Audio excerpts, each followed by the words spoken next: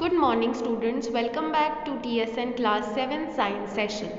So we are at chapter 16, which is water, a precious resource, and we all know that water is very essential for us. Water is very useful in all the aspect. हम लोगों को we want water at every single activity which we do in our daily life. Till the day starts with brushing our teeth. In that we need water, and at the last when we are sleeping we require water for drinking. Even for the whole day we require water for drinking. So water is very important resource. So we have done few topics, that is how much water is available, कितना पानी हमारे पास अभी available है, which is very less क्योंकि fresh water बहुत कम है अर्थ पे and we are just wasting it. Second is forms of water. The forms of water is solid, liquid and gas. Solid is the ice, liquid is water, the water which we drink and we use for our daily activities. Third is gaseous, which is water vapor.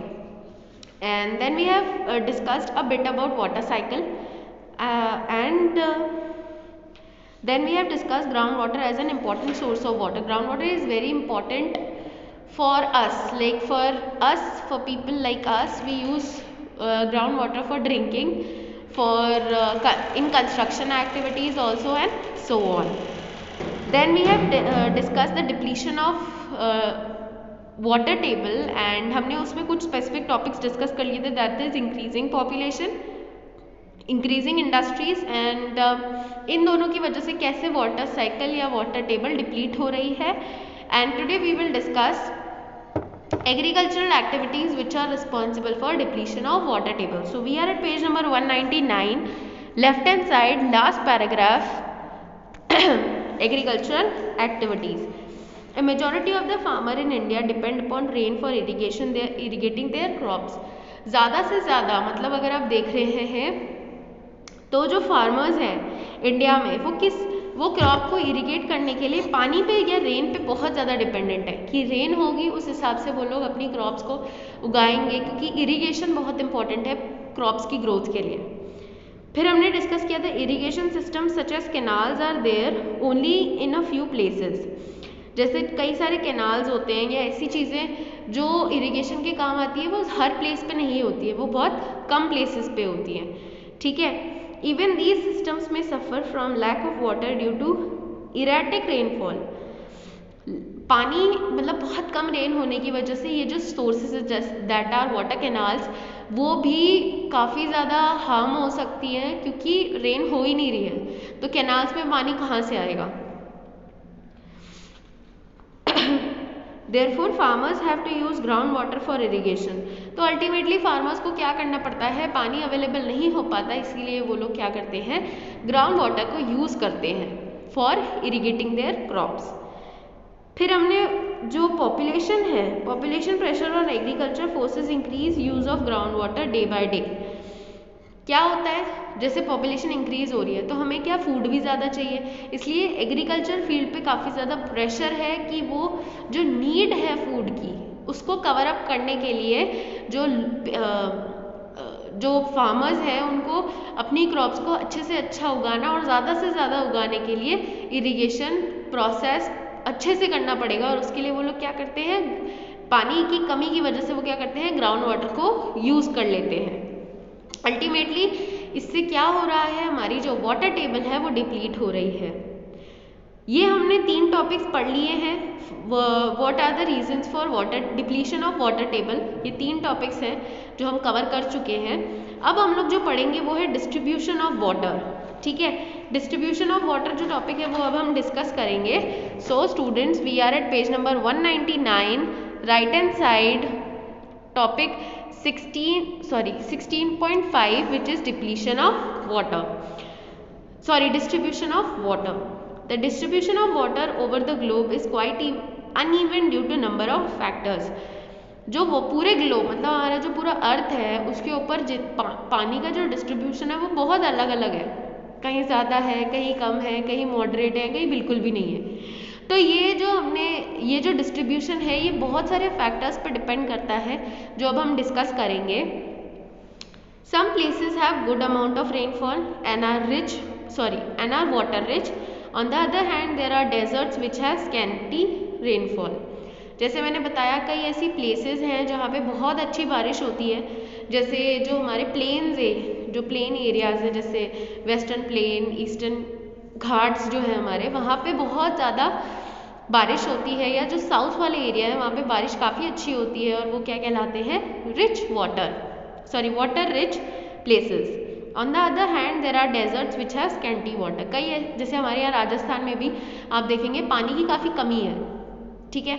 In spite यहाँ पे ऐसा हमारी जहाँ पे हम रह रहे हैं वहाँ पे डेजर्ट नहीं है, बट स्टिल वहाँ पे पानी की बहुत ज़्यादा कमी है। तो आप इमेजिन करिए कि डेजर्ट में सिचुएशन कितनी ख़राब हो सकती है। India is a vast country and the rainfall is not the same everywhere. India एक बहुत ऐसा स्टेट है जहाँ पे वैरायटी बहुत है, ठीक है। रेनफॉल के जो भी रेनफॉल होती है हर जगह सेम तो नहीं होती, तो हर जगह जो रेनफॉल होती है उसकी वैराइटीज़ या फिर उसकी अमाउंट बहुत ज़्यादा होता है, बहुत वेरी करता है। Some reasons have excessive rainfall while other have very little rainfall। कुछ ऐसी जगह है जहाँ पे बहुत ज़्यादा रेनफॉल होती है, जैसे मैंने आपको बताया, जैसे जो साउथ वाला एरिया है वहाँ पे बारिश काफ़ी अच्छी होती है, और हमारा जो नॉर्थ एरिया है यहाँ पे बारिश कम होती है। राजस्थान हो गया, यहाँ ये वाला जो एरिया है यहाँ पे बारिश कम होती है। Excessive rainfall cause flood whereas absence of rain result in drought। अब आपको होपफुली ये पता होगा what is drought and what is flood. Flood क्या होता है, जब बहुत ज़्यादा पानी आ जाता है तो हमारे जो घर है या हमारे इंफ्रास्ट्रक्चर है या हमारी जो सिटी है, एरिया है, उसको डिस्ट्रॉय कर देता है। इतना ज़्यादा पानी होता है कि लाइवलीहुड या ह्यूमैनिटी को भी, या मतलब जो ह्यूमन लाइफ है उनको भी काफ़ी ज़्यादा लॉस हो जाता है। इंफ्रास्ट्रक्चर लॉस होता है, डोमेस्टिक एनिमल्स के लिए लॉस हो जाता है काफ़ी ज़्यादा, और ह्यूमन लाइफ को तो होता ही होता है। और जो ड्रॉट है, ड्रॉट मतलब अकाल पड़ना, जब पानी की बहुत ज़्यादा कमी होना, जहाँ पे पानी अवेलेबल ना होना, और उसकी वजह से ना एग्रीकल्चर, ना खेतीबाड़ी होती है, ना एग्रीकल्चर होता है, ना वहाँ पे ऑर्गेनिजम्स रह सकते हैं because of lack of water. लोगों के पीने के लिए पानी नहीं बचता है। This situation is called drought situation.